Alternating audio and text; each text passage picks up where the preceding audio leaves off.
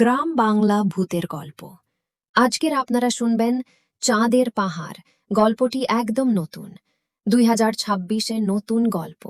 গল্পটা ভালো লাগলে চ্যানেলটি সাবস্ক্রাইব করে দেবে।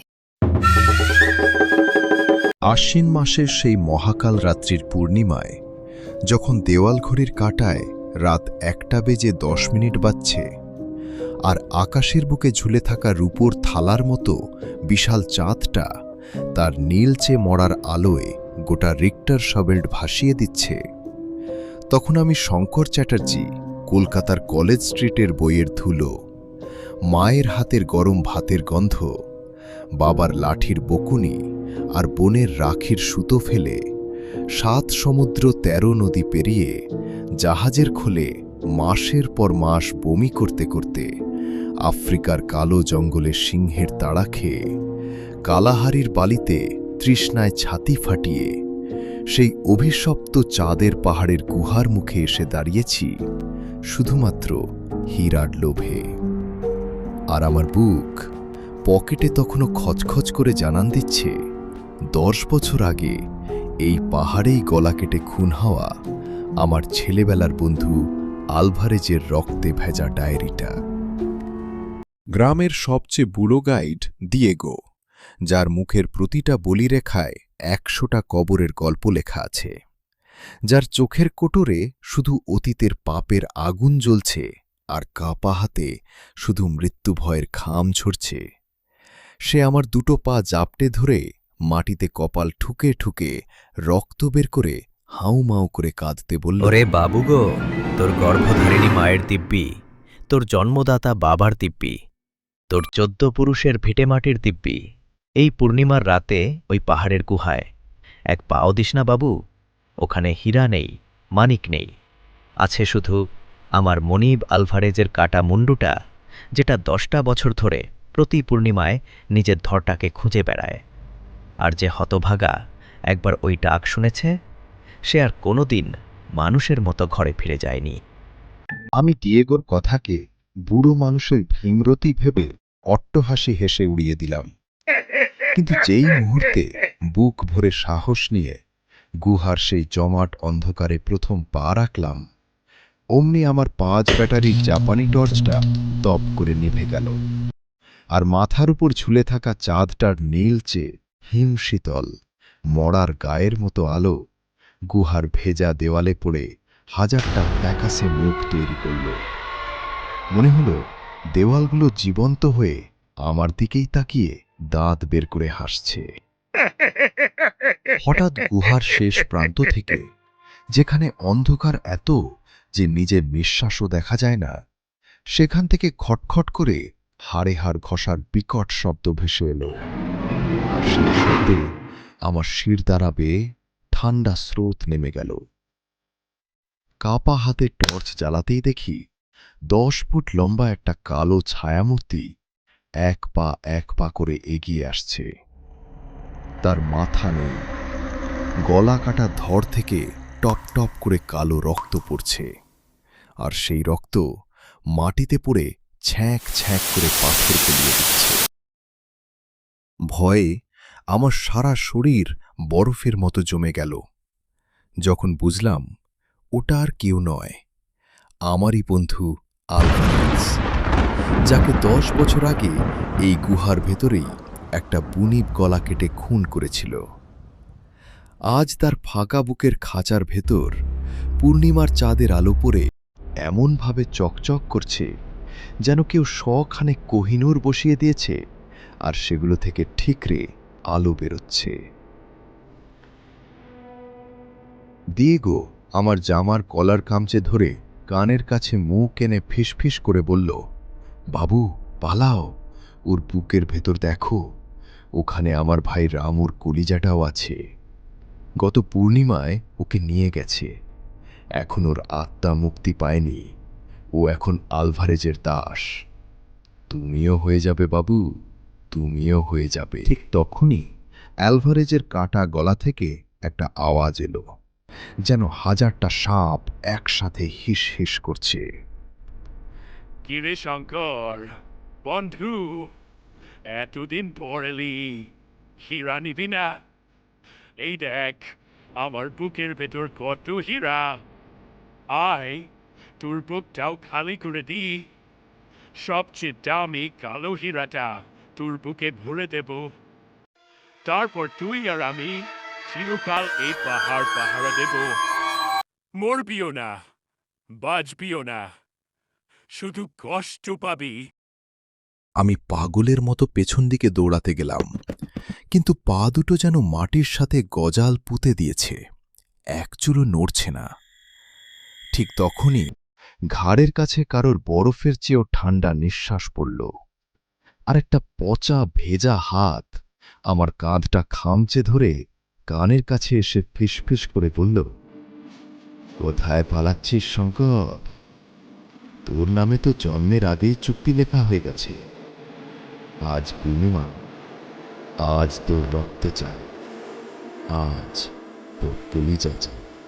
আমার চোখের সামনে গোটা গুহাটা বদলে গেল। মেঝে থেকে সাদা ধবধবে কঙ্কাল উঠে আসতে লাগলো, একটা দুটো নয়, শখানেক। তারা সবাই একসময় আমার মতোই হীরার লোভে এখানে এসেছিল। আজ তাদের সবার বুকের খাঁচা ফাঁকা, চোখের জায়গায় গভীর গর্ত, আর তারা সেই গর্ত দিয়ে আমার দিকে তাকিয়ে বিকট শব্দে হাড় কাঁপিয়ে হাসছে আর হাত নেড়ে আমায় ডাকছে। হঠাৎ ভিড় ঠেলে সামনে এলো একটা ছোট কঙ্কাল। তার মাথাটা একদিকে কাত হয়ে আছে। সে আমার দিকে হাড়ের হাত বাড়িয়ে দিয়ে এমন গলায় ডাকলো যে আমার বুকের রক্ত ছলকে উঠল। শঙ্করদা, আমায় চিনতে পারছো না? আমি মদন গো, শ্যামবাজারের মদনা। তোমার সাথে এক বেঞ্চে বসতাম, মনে পড়ে? আমিও হীরার লোভে এসেছিলাম দাদা। 5 বছর হয়ে গেল, এবার তুমি এসেছো। চলো দাদা, আমাদের সাথে খেলবে চলো, এখানে কেউ একা থাকে না। আমি মা বলে চিৎকার করে উঠতে চাইলাম, কিন্তু গলা দিয়ে শুধু একটা ঘর ঘর আওয়াজ বেরোলো। মনে হলো কেউ আমার জিভটা বরফ দিয়ে সেলাই করে দিয়েছে, আর বুকের ভেতর হৃৎপিণ্ডটা এমনভাবে লাফাচ্ছে যেন এখনই খাঁচা ভেঙে বেরিয়ে যাবে। আমি বুঝতে পারলাম আমার সময় শেষ। আজই আমার শেষ দিন, আজই আমার কবর হবে। সেই মুহূর্তে অ্যালভারেজের ধরাটা শূন্যে ভেসে আমার মুখের সামনে চলে এলো। তার কাটা গলা থেকে তখনও কিলবিলে পোকা পড়ছে, আর সে তার হাড়ের আঙুল দিয়ে আমার শার্টের বোতামগুলো এক এক করে খুলতে লাগলো। তার প্রতিটা নিঃশ্বাসে পচা লাশের গন্ধ। সে হাসতে হাসতে বলল, কাঁদিস না বন্ধু, একটুও লাগবে না। শুধু একবার ছেড়ে দেব, তারপর তুইও আমাদের মতো হয়ে যাবে। বলো। সে তার ছুরির মতো ধারালো নখটা আমার বুকের ঠিক মাঝখানে ঠেকালো। আমি চোখ বন্ধ করে মায়ের মুখটা মনে করার চেষ্টা করলাম। সে ফিসফিস করে বলল, এই যে কালো হীরাটা দেখছিস, এটা আমার কলিজা ছিল, এবার এটা তোর বুকে থাকবে। তারপর তুই আর আমি এক হয়ে যাব, কেউ আলাদা করতে পারবে না, না জীবন না মৃত্যু। ঠিক যখন নখটা আমার চামড়া ফুঁড়ে ভেতরে ঢুকতে যাবে, তখনই গুহার বাইরে পৃথিবী কাঁপিয়ে বাজ পড়ল, আর আকাশের চাঁদটা মুহূর্তের মধ্যে রক্তের মতো লাল হয়ে গেল। মনে হলো কেউ আকাশ থেকে বালতি বালতি রক্ত ঢেলে দিচ্ছে, আর সেই লাল আলোয় গোটা গুহাটা একটা কসাইখানা হয়ে উঠল। সেই লাল আলোয় দেখলাম সব কঙ্কালগুলো মাটি ছেড়ে এক হাত উপরে উঠে শূন্যে ভাসছে, আর তারা সমস্বরে চিৎকার করছে, রক্ত চাই, তাজা রক্ত, নতুন বলি চাই। আজ পূর্ণিমা, আজ চুক্তির রাত, আজ শঙ্করের রক্তে পাহাড় ভিজবে। তাদের চিৎকারে গুহার পাথর খসে পড়তে লাগলো। ডিয়েগো আমার পা জড়িয়ে ধরে কুকুরের মতো কাঁদতে লাগলো। বাবু, আমাকে মাফ করে দাও। 10 বছর আগে আমি টাকার জন্য আলভারেজকে বুনিপের হাতে তুলে দিয়েছিলাম। আজ আমার পাপের শাস্তি। ওরা আমাকে নিতে এসেছে। তুমি পালাও, নিজেকে বাঁচাও, আমার মতো পাপ করো না। কথা শেষ হওয়ার আগেই মাটি ফুঁড়ে একটা আধ পচা হাত বেরিয়ে এসে দিয়েগোর পাটা ধরল, আর তাকে ছাগলের মতো টানতে টানতে মাটির নিচে নিয়ে যেতে লাগলো। দিয়েগো শুধু একবার বাবু বলে আমার দিকে হাত বাড়ালো, তারপরেই অন্ধকার গর্তে তলিয়ে গেল, আর তার চিৎকারটা গুহার দেওয়ালে প্রতিধ্বনি তুলতে লাগল। এই দৃশ্য দেখে আমার স্নায়ু আর কাজ করল না। চোখের সামনে অন্ধকার নেমে এলো। জ্ঞান হারানোর আগে শেষবার অনুভব করলাম আলভারেজের বরফ ঠান্ডা হাতটা আমার বুক চিরে পাঁজর ভেঙে ভেতরে ঢুকে যাচ্ছে, আর সে আমার কানের কাছে পৈশাচিক উল্লাসে হাসছে। 19। যখন চোখ খুললাম তখন সকালের নরম রোদ আমার মুখে পড়েছে। আমি গুহার বাইরে একটা পাথরের উপর পড়ে আছি, সারা শরীরে নখের আঁচড়, বুকের মাঝখানে 3টে গভীর ক্ষত থেকে তখনও রক্ত গড়াচ্ছে, আর আমার ডান হাতের মুঠোয় শক্ত করে ধরা আছে একটা কালো হীরা, যেটা এতটাই গরম যে আমার হাতের চামড়া পুড়ে যাচ্ছে। দিয়েগোর কোনো চিহ্ন নেই, চারদিক মৃত্যুর মতো শান্ত, শুধু দূরে চাঁদের পাহাড়ের চূড়া থেকে একটা কান্নার সুর ভেসে আসছে, আর বাতাসে ভেসে বেড়াচ্ছে একটাই কথা, শঙ্কর, হীরাটা ফেরত দিয়ে যা, ওটা আমার কলিজা, পরের পূর্ণিমায় আবার আসব, তখন তোর বুকটাও খালি করে দেব। এই পাহাড়ের দিব্যি, এই মাটির দিব্যি, কথা দিলাম।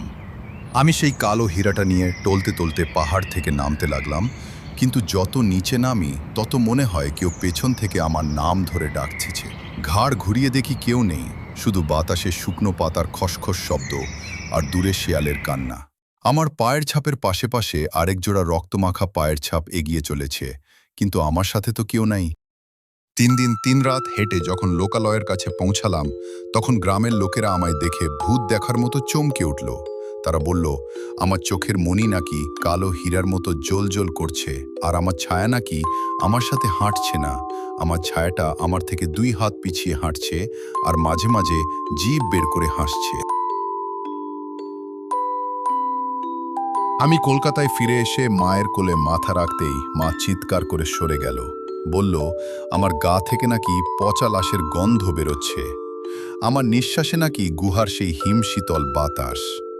আমি আয়নার সামনে দাঁড়িয়ে দেখি আমার পেছনে অ্যালভারেজ দাঁড়িয়ে আছে, তার কাটা গলা থেকে তখনও টপ টপ করে রক্ত পড়ছে, আর সে আমার কাঁধে হাত রেখে ফিস ফিস করে বলছে, বাড়ি এলি বন্ধু? ডাক্তার দেখালাম, কবিরাজ দেখালাম, মন্দিরে গেলাম, মসজিদে গেলাম, গির্জায় গেলাম, কিন্তু রাতে ঘুমালেই স্বপ্নে দেখি সেই গুহা, সেই কঙ্কালের মিছিল, আর আলভারেজ আমার বুকের উপর বসে তার ধারালো নখ দিয়ে আমার কলিজাটা আস্তে আস্তে বের করছে, আর আমি চিৎকার করেও গলা দিয়ে আওয়াজ বের করতে পারছি না। এক অমাবস্যার রাতে আমার ঘরের দরজায় কড়া নাড়ার শব্দ হলো। দরজা খুলে দেখি দিয়েগো দাঁড়িয়ে আছে, কিন্তু এটা দিয়েগো নয়, তার শরীরটা অর্ধেক মাটির নিচে পোঁতা, চোখের জায়গায় 2টো কালো গর্ত। সে তার পচা হাতটা বাড়িয়ে দিয়ে বলল, বাবু, তোমার চুক্তির সময় হয়ে গেছে, মনিব ডাকছে, চলো, আজ তোমার পালা। আমি দরজা বন্ধ করে পালাতে গেলাম, কিন্তু ঘরের সব জানলা দিয়ে শখানেক হাড়ের হাড় ঢুকে আমায় চেপে ধরল। তারা আমায় টানতে টানতে বিছানা থেকে মাটিতে ফেলল, আর মেঝেটা হঠাৎ করে জলের মতো তরল হয়ে গেল। আমি সেই তরল মেঝের ভেতর ডুবে যেতে লাগলাম, আর নিচ থেকে ভেসে আসতে লাগলো হাজারটা কঙ্কালের হাসির শব্দ। ডুবে যেতে যেতে দেখলাম আমি আবার সেই চাঁদের পাহাড়ের গুহায় পৌঁছে গেছি। চারদিকে সেই কঙ্কালের দল দাঁড়িয়ে আছে, মাঝখানে সিংহাসনের মতো একটা পাথরের উপর আলভারেজের কাটা মুন্ডুটা বসানো, আর তার সামনে হাঁটু গেড়ে বসে আছে দিয়েগো, রামু, মদন, আরও শোখানেক চেনা অচেনা মুখ। তারা সবাই আমার দিকে তাকিয়ে একসাথে বলে উঠল, স্বাগতম রাজা, আজ থেকে তুমি আমাদের নতুন পাহারাদার। আলভারেজের মুন্ডুটা শূন্যে ভেসে উঠে আমার কপালে ঠান্ডা ঠোঁট ছোঁয়াল, আর সাথে সাথে আমার বুকের সেই 3টে ক্ষত আবার দগদগে হয়ে উঠল। ক্ষতগুলো থেকে কালো ধোঁয়া বের হতে লাগলো, আর সেই ধোঁয়া জমে জমে একটা কালো হীরার মুকুট তৈরি হয়ে আমার মাথায় বসে গেল। আমি চিৎকার করতে চাইলাম, কিন্তু মুখ দিয়ে সাপের হিস হিস শব্দ বেরোতে লাগলো। দিয়েগো এবার আমার সামনে এসে মাথা নিচু করে বলল, মহারাজ, আজ পূর্ণিমা, আজ বলির রাত। নিচে গ্রাম থেকে নতুন শিকার এসেছে। 3 জন কলেজের ছেলে হীরার খোঁজে পাহাড়ে উঠছে। আপনি আদেশ দিন মহারাজ, আমি বুনিপকে পাঠিয়ে দিই। আমি কিছু বলতে চাইলাম না, কিন্তু আমার মুখ দিয়ে নিজের অজান্তেই বেরিয়ে এলো, পাঠিয়ে দাও, 3টেরই কলিজা চাই। আমার পাহাড়ে নতুন পাহারাদার লাগবে। আজ 10 বছর হয়ে গেল, আমি এখন চাঁদের পাহাড়ের রাজা। আমার বুকের ভেতর সেই অভিশপ্ত কালো হীরা ধুকপুক করে জ্বলছে। প্রতি পূর্ণিমায় আমি আমার কঙ্কালের বাহিনী নিয়ে নতুন শিকারের অপেক্ষায় থাকি, আর দূরে কলকাতার আকাশের দিকে তাকিয়ে শুধু একটা কথাই ভাবি, মা কি এখনো আমার পথ চেয়ে বসে আছে? কিন্তু পরক্ষণেই আমার হাড়ের ঠোঁটে পৈশাচিক হাসি ফুটে ওঠে, কারণ আমি জানি এই চুক্তির কোনো শেষ নেই, এই পাহাড়ের খিদে কোনোদিন মিটবে না। আর পরের পূর্ণিমায় হয়তো তুমি আসবে, হ্যাঁ তুমি, যে এই গল্পটা পড়ছো। তৈরি থেকো।